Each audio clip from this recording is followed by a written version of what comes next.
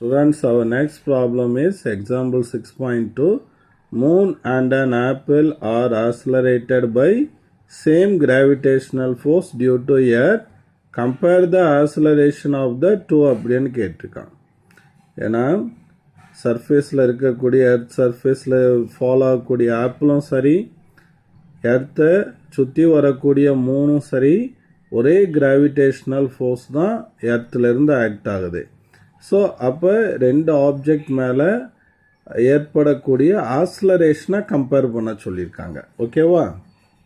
இப்போ இந்த ப்ராப்ளத்தை பார்ப்போம். Okay, consider this is our earth. இது நம்ம எர்த் அப்படின்னு வச்சுக்கலாம்.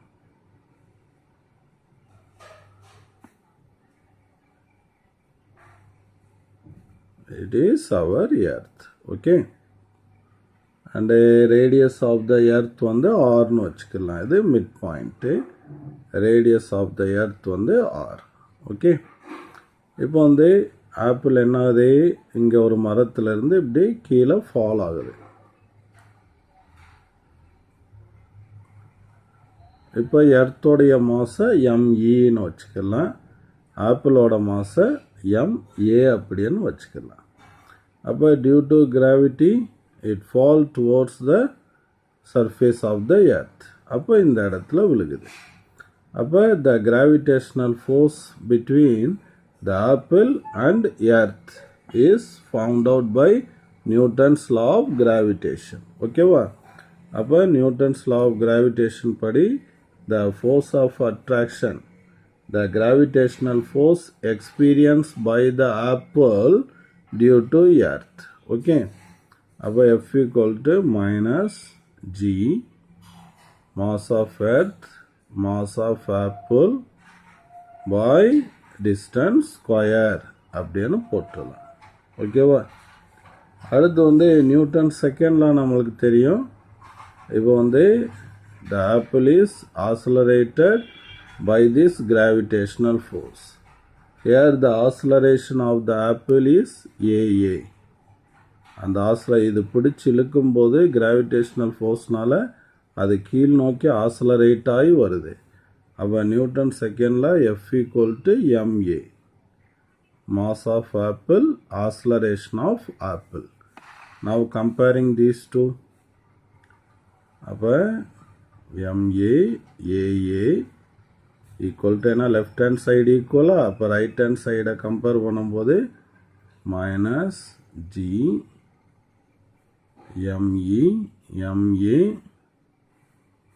பை ஆர் ஸ்கொயர் அப்படின்னு வரும்.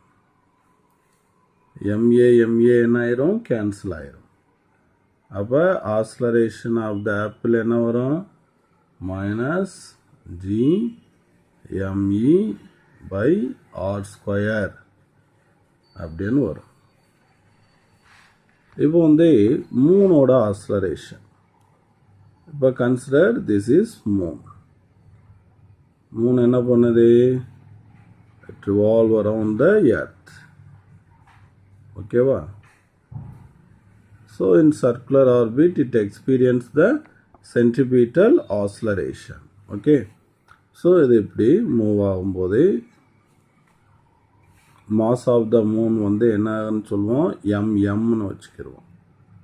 இப்போ இதிலிருந்து இந்த மூன்லேருந்து இந்த எர்த்தோட சென்டர்லேருந்து அந்த மூன் வரைக்கும் உள்ள டிஸ்டன்ஸை வந்து நம்ம என்னன்னு சொல்லுவோம் அப்படின்னா rm அப்படின்னு சொல்லுவோம். அப்போ the gravitational force between earth and moon என்னன்னு பார்க்கலாம். அப்போ use the formula minus g mass of earth mass of moon distance between them என்னது, rm. அப்போ rm square. Now it is moving the circular orbit, so it experience a centripetal acceleration, okay, towards the earth, and the acceleration of the moon is taken am. Okay, now apply Newton's second law. அப்போ Newton second law F equal to ma. ஓகேவா? அப்போ mass of the moon, acceleration of the moon. compare these two equation, left hand sides are equal.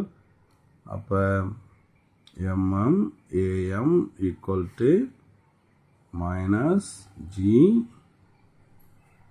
me mm by rm square. mm cancel, and the acceleration of the moon is minus g me by rm square அப்படின்னு வருது. ஓகேவா? Now take these two acceleration. Now compare these two acceleration of the apple and the acceleration of the moon. First you write the acceleration of the apple minus gme by r square and moon divided by எழுதுறதுக்கு பதிலாக ரெசிப்ரோக்கலாக போட்டுடலாம்.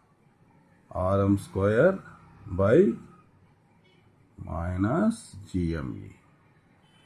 These two get cancelled. Then we get aa by am equal to rm square by r. So r is the radius of the earth and rm is the distance between moon from the earth அப்படின்னு சொல்லியிருக்கான். Okay, from the Hippocrates measurement, அவங்கெல்லாம் யார் அப்படின்னு கேட்டனா ancient astronomers. So அவங்களோட measurement படி distance of earth from the moon எப்படி இருக்கும் அப்படின்னு கேட்டோன்னா இங்கே ஸ்கொயர் வரும் இல்லையா. Distance of earth from the moon is 60 times the radius of the earth. அப்போ replace rm by 60 times r. Then aa by am equal to, so rm இருக்கிற இடத்துல 60 r the whole square by r square. r square cancel ஆயிரும். 60 square என்ன வரும்? 3600. So இங்கே என்ன result நம்ம சொல்ல போகிறோம் அப்படின்னு கேட்டோன்னா, apple acceleration is 3600 times the acceleration of the moon அப்படிங்கிறத சொல்கிறோம். The apple acceleration is 3600 times the acceleration of the moon. The same result also obtained by using Newton's gravitational formula. அதில் வந்து ஆப்பிள் ஆக்ஸலரேஷன் வந்து நம்ம எர்த்தில் தான் நடக்குது. அங்கே G value 9.8. Moon orbits earth, duration of time 27.3 days. 27.3 டேஸ்க்கு ஒரு தடவை மூன் வந்து எர்த்தை சுற்றி வருது. இப்போ இந்த சென்ட்ரிபீட்டல் ஆக்ஸலரேஷன் ஃபார்முலா யூனிட் 3ல் நாங்கள் சொல்லித்தருவோம். அதை யூஸ் பண்ணும்போதும் we obtain the same result அப்படின்னு சொல்கிறேன். அடுத்து இங்கே ஒரு நோட்டுங்கிற ஒரு பாயிண்ட் கொடுத்துருக்கேன்.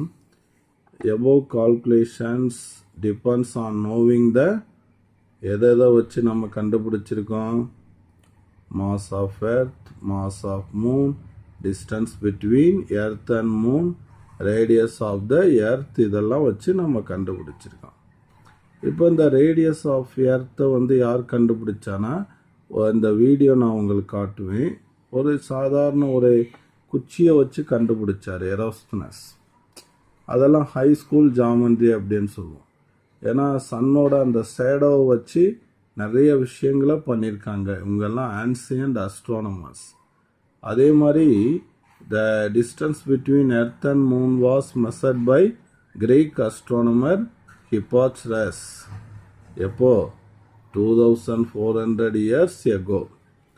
இதில் இன்ட்ரெஸ்டிங்கான விஷயம் என்ன அப்படின்னு கேட்டோன்னா, இவங்க சொன்ன டிஸ்டன்ஸை இன்னைக்கு மாடர்ன் டெக்னாலஜியை நம்ம யூஸ் பண்ணி மெஷர் பண்ணுறோம் இல்லையா, அதுவும் ஏறத்தாழ கரெக்டாக கோயின்சைட் ஆகிருக்கு. ஸோ இதில் இன்ட்ரெஸ்டிங்கான விஷயம் இவங்க என்ன சொல்கிறாங்க அப்படின்னு கேட்டோன்னா, to measure these distance they used only high school geometry and ட்ரிக்னாமெண்ட்ரியை வச்சுக்கிட்டு அந்த பிளேஸில் நின்றுக்கிட்டே இங்கேருந்து எவ்வளோ டிஸ்டன்ஸில் மூன் இருக்கும், ரேடியஸ் ஆஃப் எர்த் இவ்வளவு இருக்குது அப்படிங்கிறத தெளிவாக சொல்லியிருக்காங்க அப்படிங்கிற ஒரு முக்கியமான விஷயத்தை இங்கே நோட்டாக கொடுத்துருக்காங்க.